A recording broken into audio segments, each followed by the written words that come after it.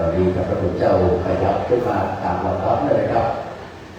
มีท่านพระครูเมธาธรรมประยุทธ์นะครับวัดโคตรซอยที่ปรึกษาคณะสงฆ์ตำบลพระศรีนะครับเขต2นะครับ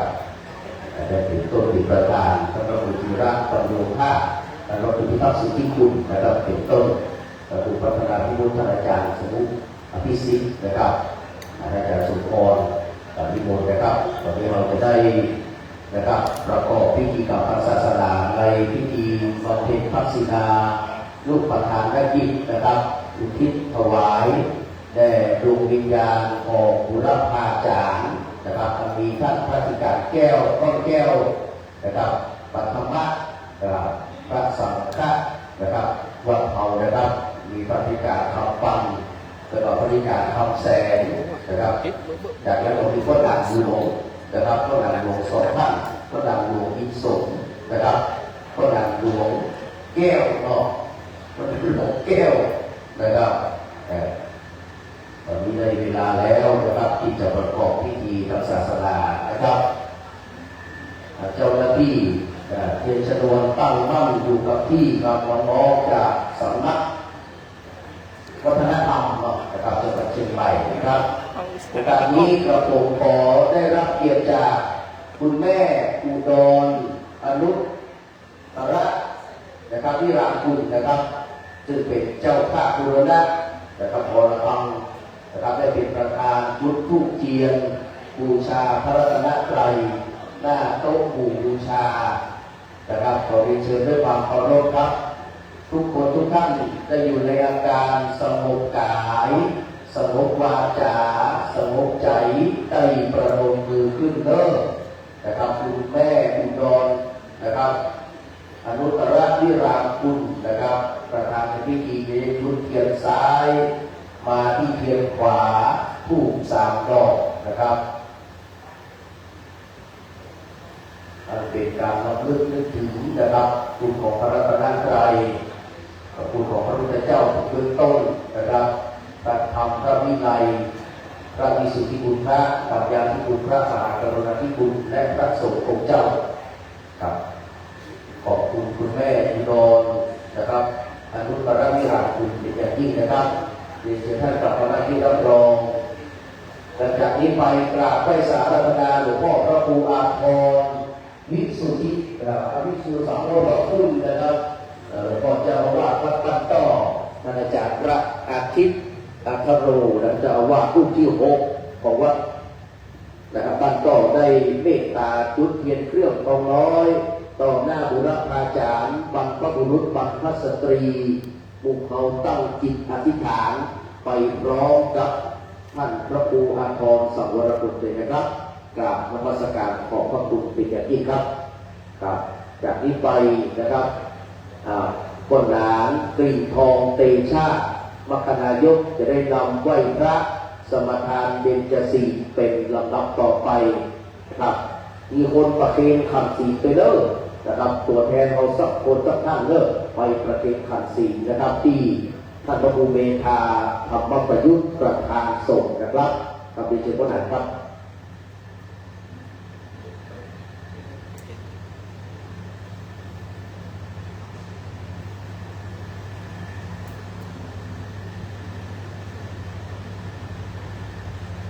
อิมินาสกาเรนะพุทธังอภิปูชยามาอิมินาสกาเรนะธัมมังอภิปูชยามาอิมินาสกาเร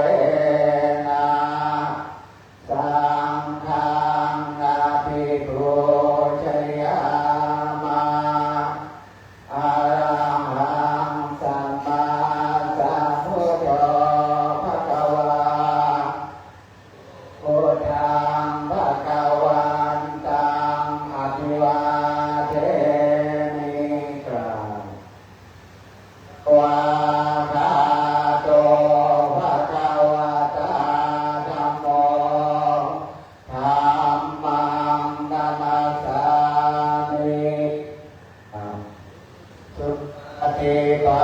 นโนภะคะวะโตสาวกสังโฆสังฆังนามามิตีสมาทานเกิดจะสิ่งพร้อมกันมายังพันเตทิสรเนนะสหปัญจศีลานิยาจามาทุติยมปิมายังพันเตทิสรเนนะสหปัญจศีลานิยาจามาตาติยมปิมายังพันเตทิสรเนนะสหปัญจศีลานิยาจามานะโมตัสสะภะคะวะโตอะระหะโตสัมมาสัมพุทธัสสะนะโมตัสสะภะคะวะโตอะระหะโตสัมมาสัมพุทธัสสะนะโมตัสสะภะคะวะโตอะระหะโตสัมมาสัมพุทธัสสะนะโมตัสสะภะคะวะโตอะระหะโตสัมมาสัมพุทธัสสะนะโมตัสสะภะคะวะโตอะระหะโตสัมมาสัมพุทธัสสะนะโมตัสสะภะคะวะโตอะระหะโตสัมมาสัมพุทธัสสะพุทธังสรณังคัจฉามิพุทธังสรณังคัจฉามิธัมมังสรณังคัจฉามิธัมมังสรณังคัจฉามิสังฆังสรณังคัจฉามิสังฆังสรณังคัจฉามิโอติยัมปิพุทธังสรณังคัจฉามิทุติยัมปิพุทธังสรณังคัจฉามิโอติยัมปิธัมมังสรณังคัจฉามิทุติยัมปิธัมมังสรณังคัจฉามิโอติยัมปิสังฆังสรณังคัจฉามิทุติยัมปิสังฆังสรณังคัจฉามิตาติยัมปิพุทธังสรณังคัจฉามิตาติยัมปิพุทธังสรณังคัจฉามิตาติยัมปิธัมมังสรณังคัจฉามิตาติยัมปิธัมมังสรณังคัจฉามิตาติยัมปิสังฆังสรณังคัจฉามิตาติยัมปิสังฆังสรณังคัจฉามิปานาติปาตาเวรมณีสิกขาปะทังสมาธิยามิปานาติปาตาเวรมณีสิกขาปะทังสมาธิยามิอาทิ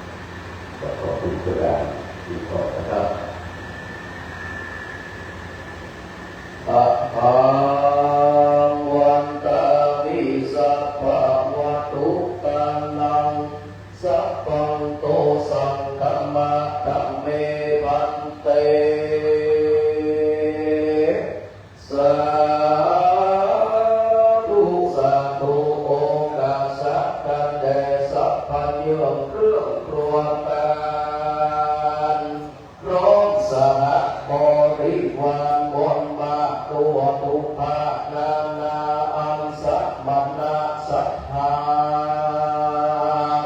และมูลศรัทธาผู้การทั้งหลายทั้งภายในและภายนอกภายในภายมีสวาธุเจ้าทั้งกุสังระโอนเจ้าอาราปฏิปฏิวัดบันโตเป็นต้นเป็นพร้อมตัวสิพระภิกษุสงฆ์องค์เนรจุตนจุวระองค์โหนไปโลกไปมีคณะศรัทธาโอโลอุปถาก็น้อยก็นานก็อาจารย์กับประกันแก่วัดและศรัทธาติจงมองวัดบันต่อจุผู้จุคนในบทวายมาตกแต่งสภาพแห่งตานาอันหามาได้โดยจอประกอบโดยเจตนา ยาเมื่อดาแต่งหางจุดรับสร้างของการใดรับทำการเฝ้าฟ้องยืนต้นนำคำกายของการต่างหลายตกต่ำในคำยันติเตียนได้เกียรติจากกล่าวโอประมาทยับโอของการจึงได้หาทุกหาปานดวงโลกเขาตอกและลำเตียนมาจำเตียนไว้เดือดคอนและจวดจัดสุพันโททักกะเอาบินสมปล่อยออกจึงจอยนาขอสุมายับสัพพะปริวาราลายเยื่ออันเป็นเครื่องของตานขอเครื่องวิเศษนาการเจ้าในเมตตาภายโปรดโปรดเธอเป็นนักทิวิปัสโกอัปโปสิกัมจะได้เป็นนิวรณธรรมกับอันแก่กาแก่สัพพนาสัทธาและมูลศรัทธาผู้การทั้งหลายจุตนจุวระองค์จุผู้จุคนจุน้อยใหญ่ใจยิ่งนั้นจุจักมีเพียงแต่กิเล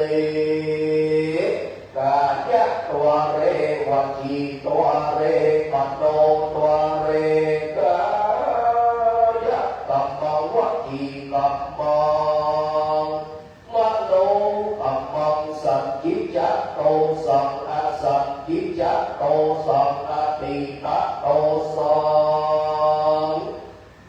อานาคตะโตสังปัจจุบันนโตสังสัพพังโตสังคัมมันโตโนสุนันโตคนโตเทวานาคาลาจาอินโทจะยะบัลลาจะกัปปาระภรณีจะสิริมาอุตตาภิพานาอาวาสารัตถาอุปการาเทวาโมทันโตปุญญังโตวรัตตันนะเศษเพตัสสมาโตเมอะตุโมตัมมานาอุตโตเทวสังฆาโยวังตุราปุเตเต้ามังจุดาเจ้าเทคงไอแผ่นดินไกลอากาศกว้างโลกจักรวาลไผ่พัดลมแผ่นดินกลมตัวตุกดาวโอ้เขตเต้าดานดงรีเทพกัมนาเจ้าที่หักษาตกพระบุรีศีลมนทิงวิ phương chiêu anh tề ác thị ta rộng đắp đường rước phạt câu tâm tề châu luộc không tề mi rít thị rệ em câu hề phù xét gia xét hài ông na em tức có gia đoàn lại hài mà thượng rư xịt em qua con hùn luồng vì lòng các là cha tế hoa đà khu đi quê quyền kêu tệ hồ khăn ở gia cùng khăn quyền kêu ở nhà nhắc tồn nước léo rầu hoàng mương xuống rắc ít tổ tế hoa phúc rít thì rường hạt xa rắc tù ta bè quyền chiếc rửa khăn thắp rắc khổ tế hoa phúc thì hạt xa dòng rắc tù chán thường qua ra tề cha cháy nhà hùng mô tế hoa phúc thì hạt xa dòng rắc tù chiông mày ưu dụ đầy xoát sạch đi xuống rác cha tổ tê quá một đi tê quá bút đi học xa nhân rác tù xuân đọc lệ tê bây giờ đã châu đi học xa tức đau khổ còn phát xì mà anh bố bạc học xa nhau quát hoa xa xa lá riêng chủ tì anh hát xa nhà quan ban to ta bồn bà tân hẹn đi bình tôn bình bạc hàn có thu bà tê quạt đà chứ chiều hàn say sắc hạt bạc hạt ta lúc hạt cha say xì tu hòa hát bạc bận đi ta là chôn tê hoa thiết tê mà nhóm niêu lê áp lụ mô tát na tan công thầy gia in ta khu ban tôn hạt sầu sâu quần vào phương tăng tao trước lẽ hùn prôn cha túc cùng tăng si ôn khan chạy hát hạt hào cho bà ra tao tăng thấp thì ác xúc ra ác xúc ri nhập hà lẽ nhập khí thề chắc mi ôn tăng cùng phan tăng phá ra rương rít thì tăng đê đà pháp phò rận đê sân lì cốt ta ấp bạc tôn chư chậm bồn lẽ chậm bạc tôn chư chậm đáp gia âm bài ta chúng ta phải bắt đầu tích hãy giác tạo hoàn giót dọn yên khả quan tì hồ ba áp lù mô thắt đà dịp đi cấp bạc hà cút sổ la chê tâm na con sắc bà đạp sắc hà lẽ mù là sắc hà hù kha tăng lại tạc quang bền chiến khổ nằm âu chứ hẹn trai nhìn tuần ta mưa thấp hoài ôn in châu phá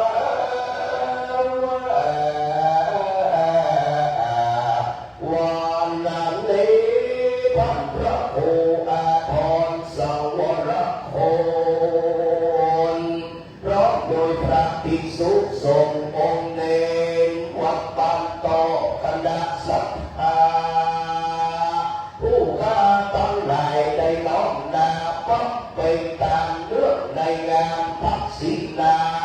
lúc bát hàn đã kiếp u thích buồn bút sồn đè của rập hạt tràn đi châu âu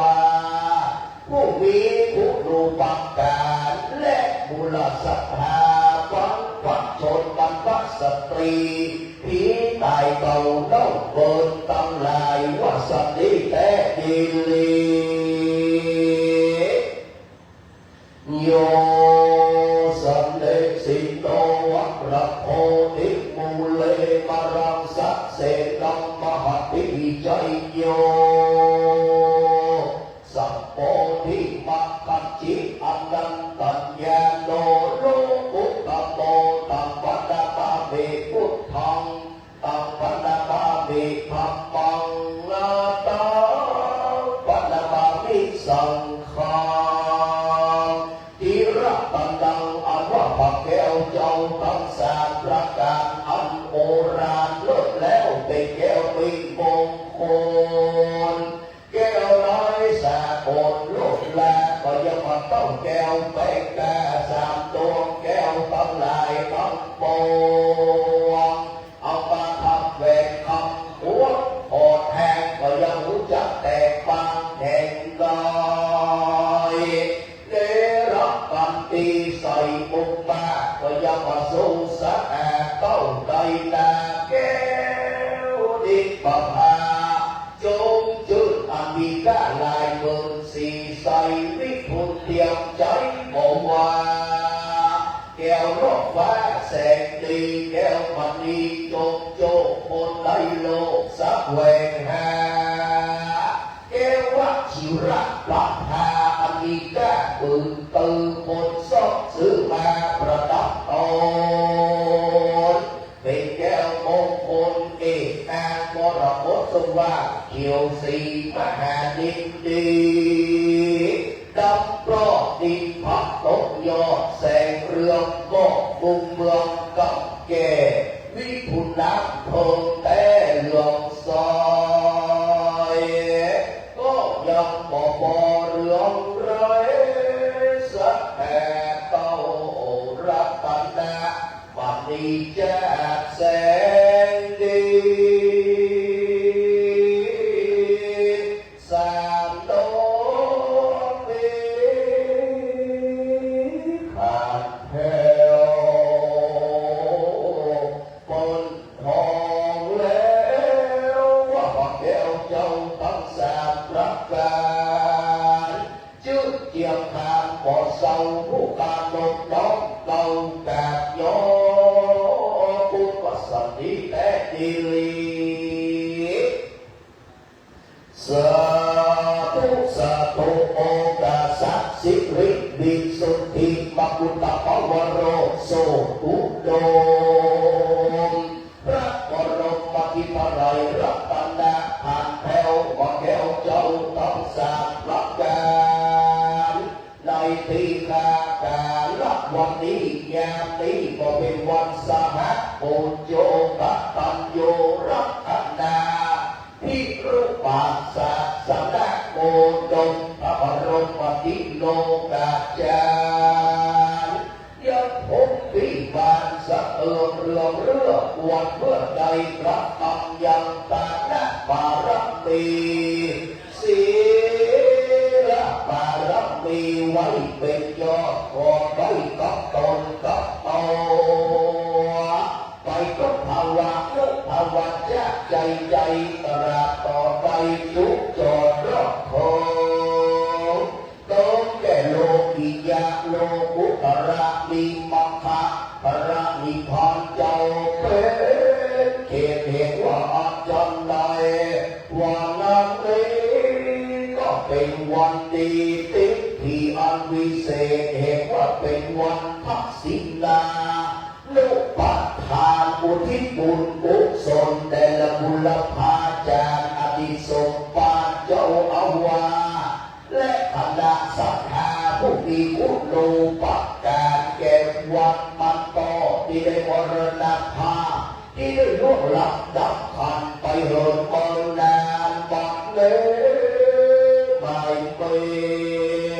ท่านพระคุณเจ้าพระครูอาภรณ์สังวรคุณเจ้าอาราปฏิปติวันบันต่อเป็นต้นเป็นประธานพร้อมโดยพระภิกษุสงฆ์องค์เด่นตั้งไปนอกก็ไม่มีคณะศรัทธาวันบันต่อติดจองของวันแด่ท่านผู้มีศรัทธาตั้งหลายใดควรควาย ยังมาทุกอุอาลาจาดวงดอกเขาตอกดอกไม้และลำเตียนพิกขาหารของการกับวิยาพันธ์พระไตรจีวรทั้งหลายมาทักพนาเป็นการได้ติดการละวันนี้บุญญาราศีเยี่ยมนี้มีมากหลายผู้ค้าขอพายแพไปรอบแก่แดนสุดไปถึงเกเตวพุทธตนยกโยพญาอินตาเจ้าฟ้าโหดสองสวรรค์พญาเวสสุวรรณเท้าจัตุโลกกับบาลต้องสี่เท้าพัตรสวิรุลหกและวิรูปักขะอุเวระปัจจิมาสาอุตรทิสาลาจาพักไว้ขอบุญน้อยใหญ่พันนาพลจงไปดงแก่เทวดาตัวตังกลมจตุทิสาพรหมเป็นพันนาตลอดใจเยี่ยมน้ำยาปักทวีคือไปโปรดแก่นางพรำดีตอนชื่อเต้าลือโลกนางน้อยโซกับพระพันลวงภริยาพวงทุรีพุทธาพุทเตนาน้อ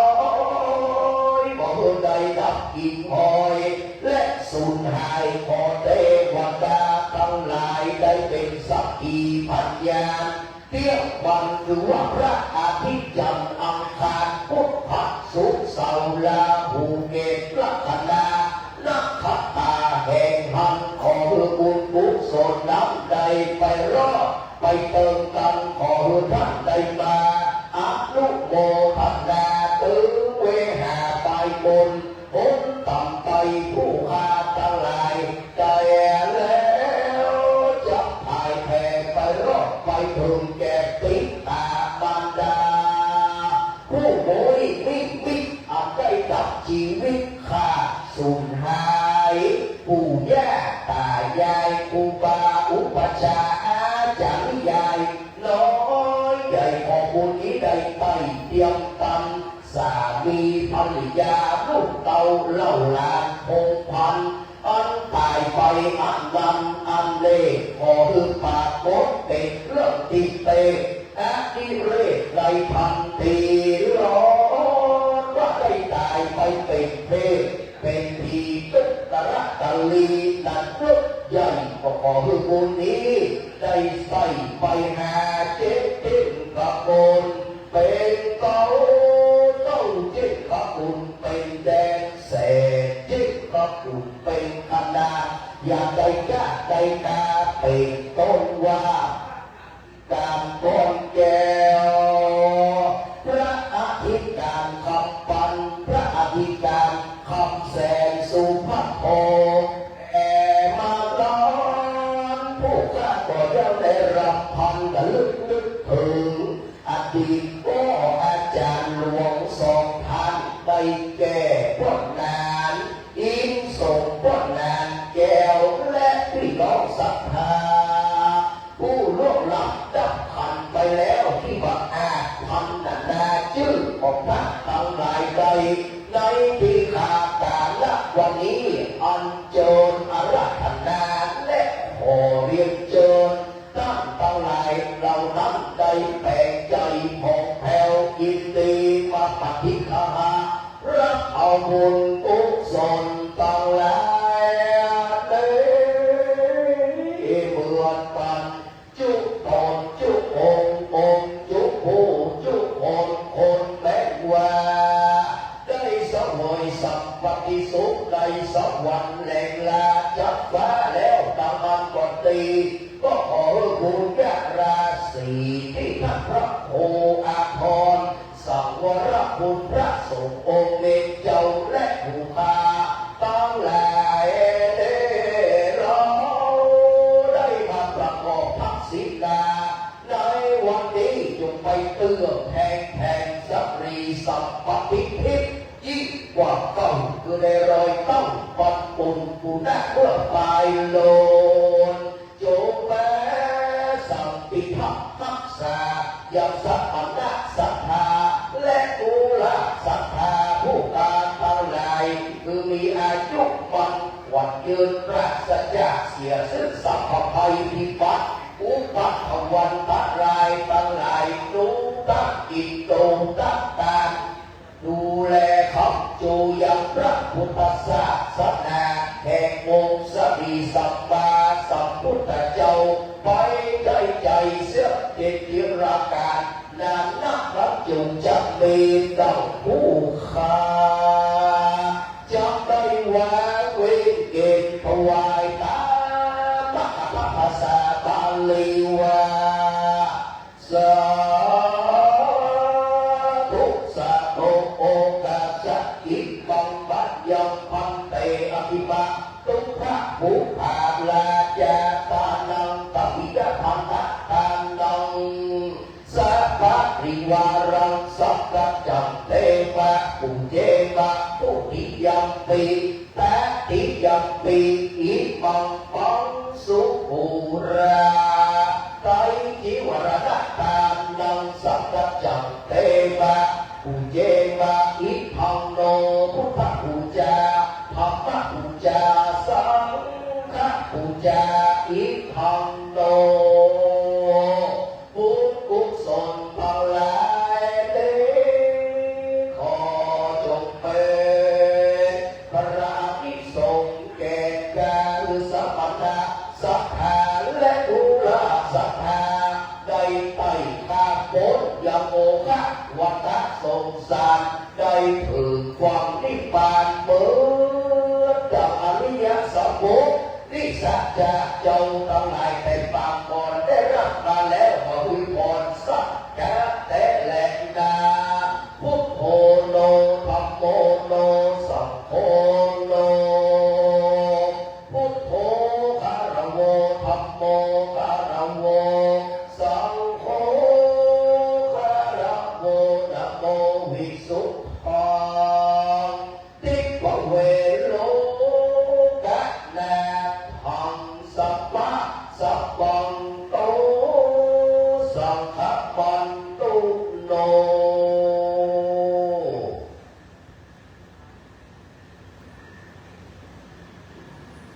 ต่อไปที่มนต์พระสงฆ์ข้าเจ้าได้เมตตานะครับสวดพุทธมนต์นะครับมาติกาบางสุขุนเป็นลำดับต่อไปกราบรัตนาในความเคารพครับ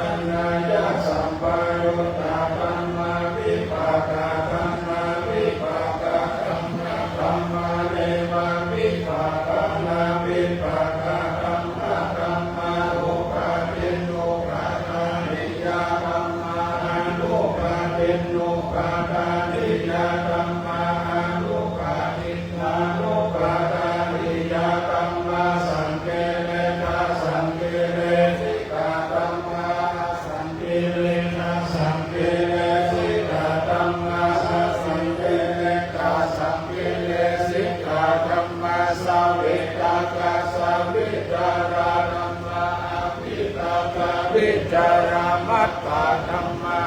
วิตากาวิจารธรรมาปิติสากตาธรรมาสุขาสากตาธรรมาอุเบกขาสากตาธรรมาทัสสะเนนะภะคะตะปะธัมมาภาวะนายะภะคะตะปะธัมมาเทวทัสสะเนนะภาวะนายะภะคะตะปะธัมมาทัสสะเนนะภะคะตะปะเหตุกะธัมมาภาวะนายะภะคะตะปะเหตุกะธัมมาเทวทั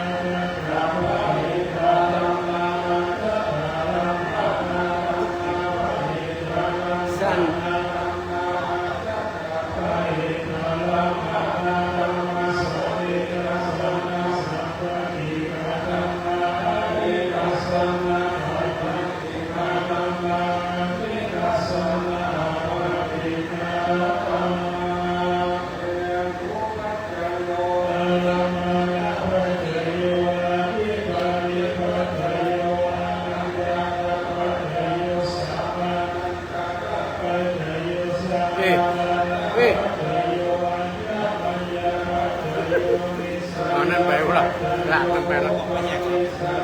ไรกันแยกนั่นก็ได้นั่นก็ได้ครับแต่ไม่ว่าแยก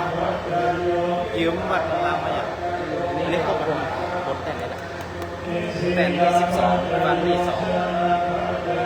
เดี๋ยวเข้ามา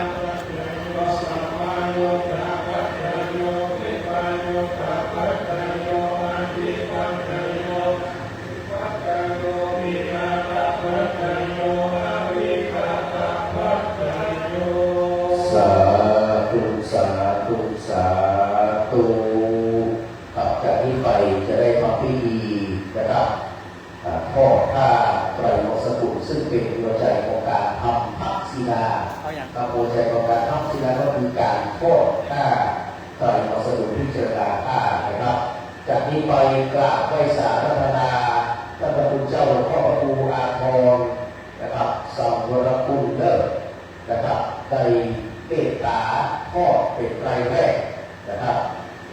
ก็ขณะนี้เจ้าหน้าที่กำลังนำผ้านะครับ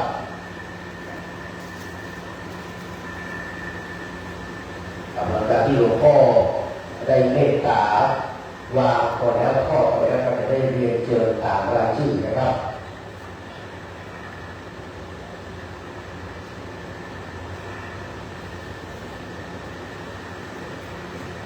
หลังจากที่ทุกเจ้าหลวงแล้วก็เป็นพ่ออาจารย์และพ่อชาติปีทองเตชะนะครับกลับไปทอดผ้าคนที่2นะครับหลังจากนั้นก็เรียนเชิญพ่อมานิกจันศรีนะครับแม่พนมกรการันศรีมากับครูโรริโลโภแม่สุปราณีวรรณวงศ์กับหลวงพ่อสงศักดิ์คุณทรพิพิธนะครับแม่วิไลคงดีกับคุณอัครินทร์สมราชแม่อุดรอนุตตรนิราคุณกับคุณวรรณาเขื่อนคำคุณแม่อภรณ์อินทจักรนะครับคุณแม่ศรีพันธ์จันทร์ศรีคุณแม่ขจรพวงสำลีคุณแม่ขจรมานอกที่สอนอประสิทธิ์ที่หัวข้องขจรพวงสำลีเป็นใจอะไรกันนะครับแม่น้อยใจมั่นคงคุณทัศนีบุญญามีคุณสุกันธาใจเมาแม่ครูผ่องศรีคงกระจ่างนะครับเป็นเชิญนะครับวงกระจ่างนะครับแม่ครูผ่องศรีวงกระจ่างนะครับครบครับประเภทเลิกนะครับประเภทเลยนะครับไอ้แม่ที่มาได้พ่อเรียนเจอเลิกประเภทนะครับพ่อคือเหมือนกับทุกคนที่เราไปรอตั้งจิตอธิษฐานเอาพร้อมกันนะครับเพราะว่าชื่อของบรรพบุรุษเราดูในสดุงแล้วนะครับตรงนี้นะครับเราพิจารณาเปิดออกผ้าคูสายโยงมาเชื่อมที่ปากไปเลยครับ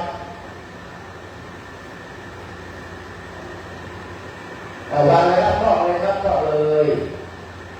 ทอดเลยครับ ก็ไม่เป็นไรนะครับก็เลยครับเรียนเชิญก็เอาวางเสามาทับไปแรกครับอีกนะครับนี่อย่างสองนะสองรูปก็หลวงพ่อพระครูปีชาที่พากรนะครับกับหลวงพ่อสัตว์กระตึงนะครับได้แต่งนะครับสัตว์กระตึงมาสองรูปนะครับได้แต่งนะครับอะไรครับแม่รองนะครับแม่รองนี่เลยครับเชิญเลยครับแม่ไปนี่เลยครับไปเลยครับแม่ไปเลยครับไปเลยครับเสร็จแล้วก็ติ๊กมาหน้าที่รับรองนะครับรอพระพิจารณานะครับ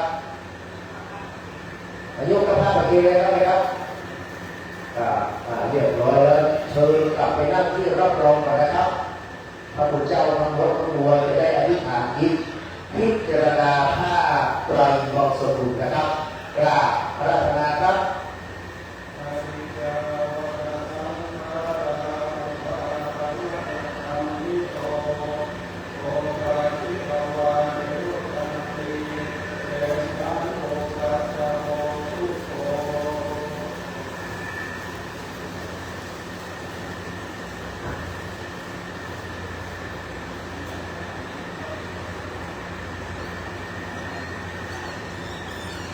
ขอเป็นเจ้าหน้าที่นะครับก็ได้เทผ้าบูชาโยมหลังจากที่พระพุทธเจ้าได้เมตตาอธิษฐานที่พิจารณาผ้าไตรบริสุทธิ์นะครับเรียบร้อยแล้วกราบนมัสการขอบพระคุณและก็กราบขอบพระคุณทุกท่านนะครับที่ได้ทอดผ้าจากนี้ไปเขาได้กล่าวคำถวายก็มีเรื่องทำทักษิณาทาน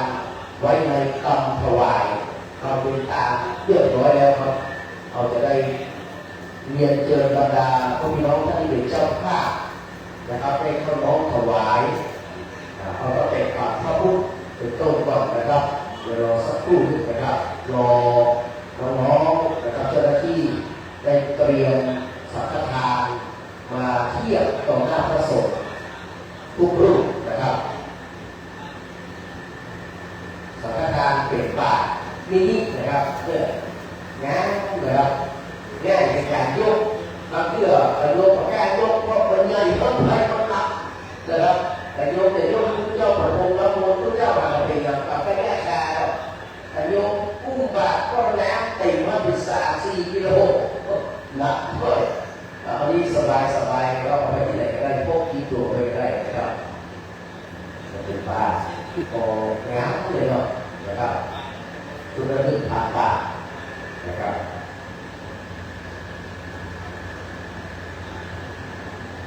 แต่เดี๋ยวเราลองมานะครับเทียบกับพระสงฆ์ทั้งประเภทเลยนะเนาะโอเคครับเอาละนะครับขอบคุณน้องทุกท่านนะครับจากนี้ไปเราจะได้ถวายจะอุปจัยให้จะทำเลิกนะครับถวายตั้งแต่กับพระพุทธก่อนนะครับกระผมขอเรียนเชิญท่านคุณพ่อก็ครูเราดวงฤทธิ์นะครับโลโทเข้าน้อมถวายพระพุทธประกอบ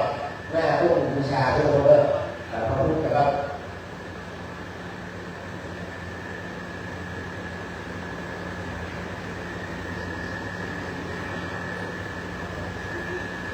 ขณะที่พ่อครูดวงฤทธิ์โลโทนะครับเข้าน้อมถวายพระพุทธวงศ์สาธุกันดังๆ3 ครั้งเลยกับหลวงพ่อไปพูดก่อนนะครับ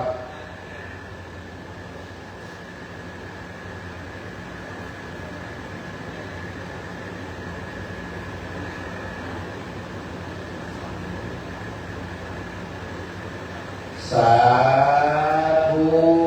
สาธุสาธุครับขอบคุณพ่อครูดวงฤทธิ์โลโทครับที่ได้น้อมถวายพระพุทธเรียนเชิญพ่อที่คณะที่รับรองเลิกกับจากที่ไปจะได้เรียนเชิญตามรายชื่อนะครับชื่อใครตกหล่นไปก็บอกเลิกนะครับกับแม่นางสาวยาดาดวงมณีนะครับยาดาดวงมณีกับตั้งแต่รูปแรกมาเลิกนะครับ แล้วก็แม่บุญเทียมโสภากับแม่บุญเทียมโสภาสุปราณีวรรณวงศ์กับสุปราณีวรรณวงศ์แล้วก็คุณมานพคุณวรรณาเขื่อนคำกับมานพวรรณาเขื่อนคำคุณสุนทรีปิ่นคำของสุนทรีนี่รอแป๊บเดียวรอพ่อหนาเนาะ เคนเลยประเคนเลยครับประเคนเลย คุณอัชราบัวทองอัชราบัวทองใช่ไหมครับนางสาวจารุวรรณกิติสิทธิ์ครับหรือว่าเป็นตัวแทนนะครับไปเจอเลยครับตัวแทนของคุณจารุวรรณนะครับ แล้วก็คุณสมศักดิ์คุณพันทิพย์จันทพรสมศักดิ์พันทิพย์ก่อนนะครับ แล้วก็คุณปอแก้ววังบุญคุณทัศนีบุญญาดีนะครับไปเชิญครับ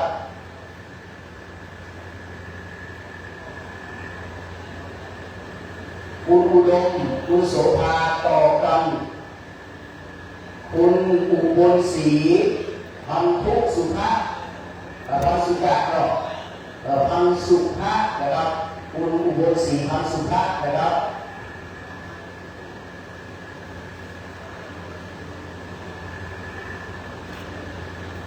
คุณพิญโยคุณอำพันธ์คุณรัตพลพิยพรเด็กชายพระพลโพธาศรีสมบัตินะครับเจอเลยครับแม่พลงกรกาลศรีมาครับแม่พลงกรกาลศรีมา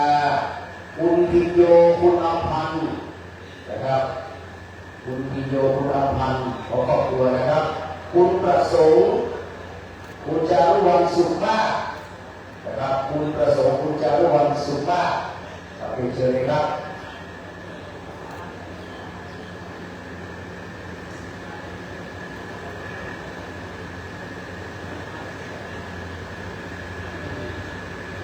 คุณอัครินทร์สมราชครับอัครินทร์หรือว่าอัญพดีนะครับกลับไปเลยครับกับคนละสองชุดกันเลยนะครับอัครินทร์นะครับจะแบบจ้างแก้ไปเรื่อยๆ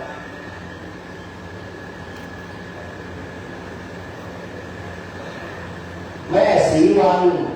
นะครับแม่ศรีวันต้นเงินหรือว่าคุณกับคุณรุ่นะครับแม่ศรีวันคุณต้นเงินนะครับ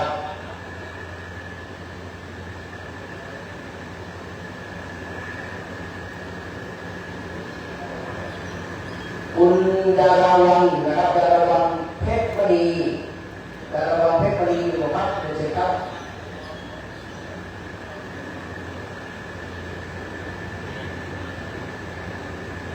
แม่ครูผ่องศรี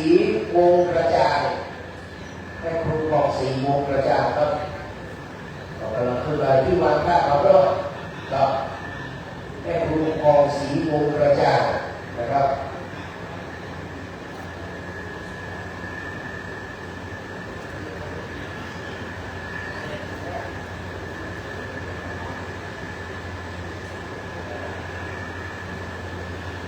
คุณทีปกรณ์เวชวิทยาตระกูลนะครับทีปกรณ์เวชวิทยาตระกูลเชิญครับต่อไปที่จะมาพ่ออาจารย์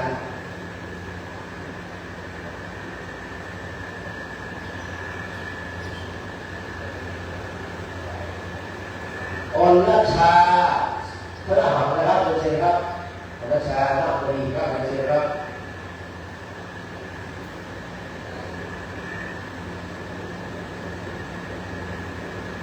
คุณสุนทรีมาที่พ่อด่านเลยครับคุณสุนทรีปิ่นทองมาที่พ่อด่านปิ่นทองเลยครับ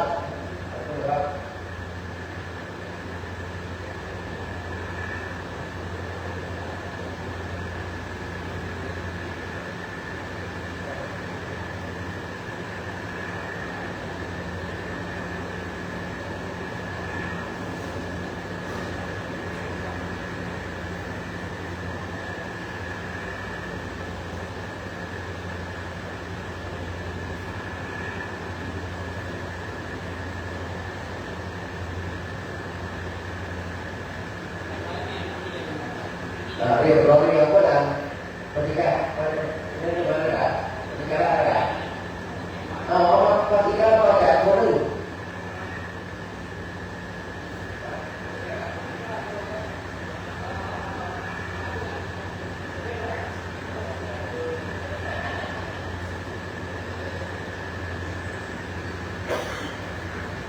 จากนี้ไปเตรียมน้ำยาดูเรียบร้อยพระสงฆ์ทั้งนั้น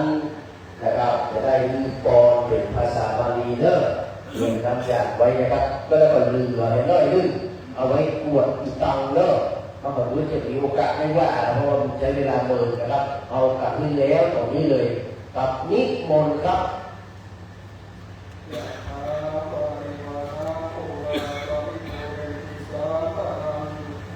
เทวะเนวะอิโตทินังเวตานังอุปกัปปะติอิชิตังปฏิปันตุมังคิปะเมวัสมิจฉตุสัพเพปุเรตุสังฆปา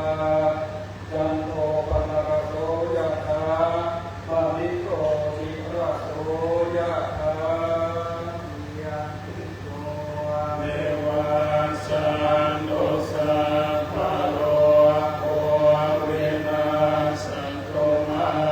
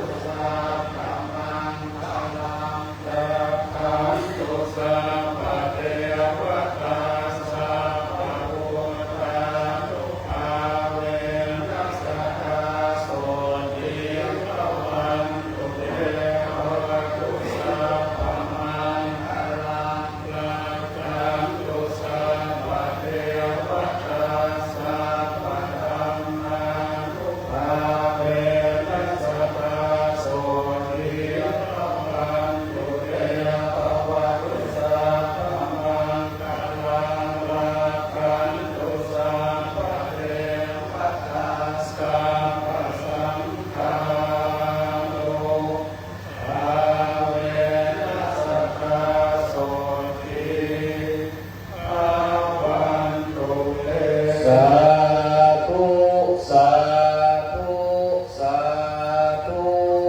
หลังจากที่ไปเรียนเชิญทุกคนทุกท่านได้ทำจิตซึ่งเป็นสมาธิ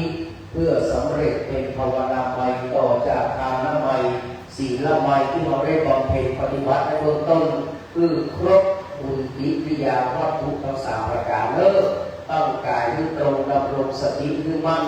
มือขวาพับมือซ้ายกำหนดลมหายใจเข้าออกตามแต่สะดวกของสายกรรมฐานที่ผู้ใดได้ปฏิบัติมาขอเรียนเชิญปฏิบัติได้ณบัดนี้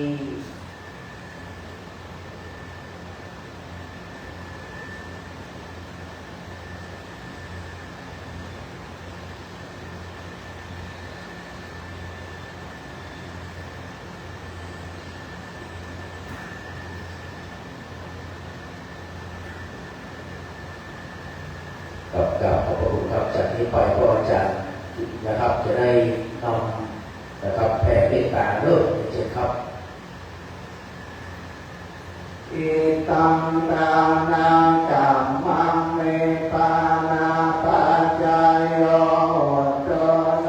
เนจาเมตังเสลากัมมังปัจจายโยโตโนเนจาเมตังภาวนากัมมังอาดาปัจจายโยโตโนเนจายังกินเจโกสารังกัตตาปังกัมมังหิตาเตหิตาตังปุญญังโนอารุโภคันโตโสมันโตหันโตเยเทวาสาวิกาเยอาเทตาตาภิกาโยกาสัตตาองโกปัสสะตานังโสเกยังตานังปะเออานันโตมาตาภิกาตาองโตสุขาปะโอจักโตสัพเพญาติตาโสเกตาอาปะโอจักโตสัพเพอาญาติตาโสเกตาทุกขาปะโอจักโตสัพเพติสาสัพเพยังขาสัพเพเบตาโสเกตาข้าปะโมจันโตสัพเพนาคาตาโสเกตาโหนโตปะโมจันโตสัพเพเทวาโสเกตาโหนโตปะโมจันโตสัพเพอาจาริโยเกตาโหนโตตุทาปะโมจันโตสัพพะพิทังสามิการทุวาต่อไปจะมาคารวะพระพุทธเจ้าองค์ประธานสงฆ์วันทาเมทันเตสัพพังอาปาราทังธรรมาธรรมเมมายาตาตังบุญยังสามินานุโมทิตาทังสามินาตาตังบุญยังอาตทังสาธุสาธุอนุโมทามิ